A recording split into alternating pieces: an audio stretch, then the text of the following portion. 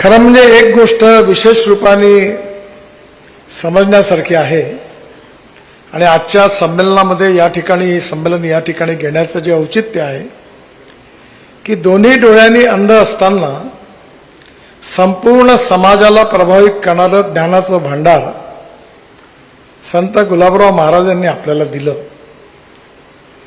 खरं म्हणजे दोन्ही डोळ्यांनी अंध असताना हे कसं दिलं हा एक दैविक चमत्कार आहे।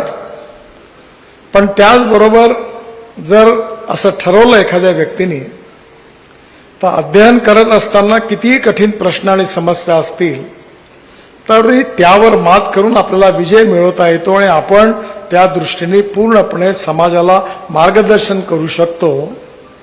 हे उदाहरण संत गुलाबराव महाराज यांनी आपल्या जीवनात सिद्ध करून दाखवलं आणि म्हणून आज या ठिकाणी जे दृष्टिबाधित आहे अल्पदृष्टिबाधित आहेत त्यांना हे स्थान याकरता महत्त्वाचं आहे की आपल्या जीवनामध्ये आपण या व्यंगामुळे आता आपण जीवनात काही करू शकत नाही अशी नकारात्मक भावना मनात ठेवण्याची गरज नाही। पॉझिटिव्हिटीने आपण गुलाबराव महाराजांचा आशीर्वाद घेऊन आपल्या जीवनात देखील आपण या समस्येवर मात करून आपण यशस्वी होऊ शकतो, विजयी होऊ शकतो हा संदेश देणारी भूमी या सगळ्यांकरता आहे।